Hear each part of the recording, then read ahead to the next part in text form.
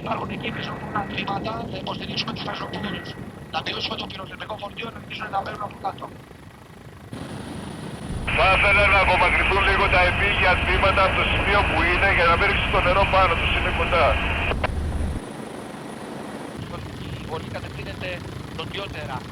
Προπορία μπροστά από τη φωτιά, τη βολή, την άφεση, ώστε το νερό να πέφτει καμένο άκαυτο. Ναι, μπορούν να κάνουν κάποιες βολές και σε βλέπω ότι έχουν ενόψει. Κάτω χαμηλά στην Καράδρα. Τον έχω κατεβάσει ομάδες και είναι λιγάκι επικίνδυνα εκεί. Γι' αυτό σου το έχω θυμώσει να το πληρώσω. Και δυνατό άνεμο. Να βοηθήσουμε λίγο τις επίγειες δυνάμεις. Ελήφθη, η βολή όμως θα πρέπει να γίνει από πιο ψηλά, να μην έχουμε κάποιο ατύχημα. Δεν έχω πρόβλημα, απλώς θέλω βολές αν μπορούμε.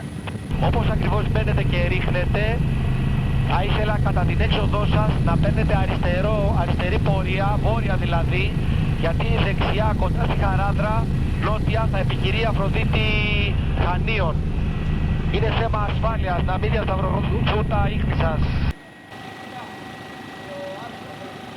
Και αν μπορείτε την επόμενη βολή σε αυτό το σημείο, εκεί η Χαράδρα αυτή θέλει, αν μπορείτε να την κάνετε πιο χαμηλά.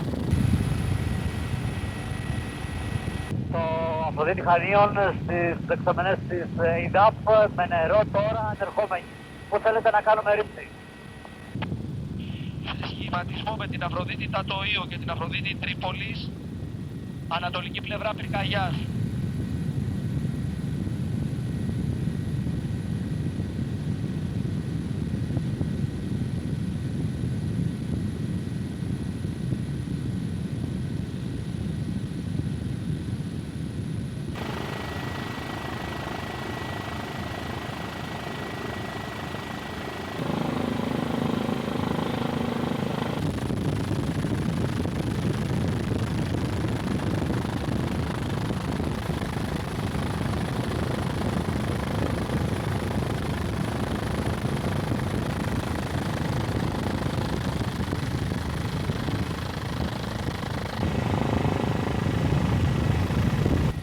Κάνετε βολή εκεί που σας υπέδειξα νωρίτερα, βγείτε ευθεία βόρεια στη Χαράδρα και πάρτε πορεία για Απλώνα και ελάτε σε επικοινωνία με το Φλόγα 23, έχουμε έναρξη έτερης πυρκαγιάς.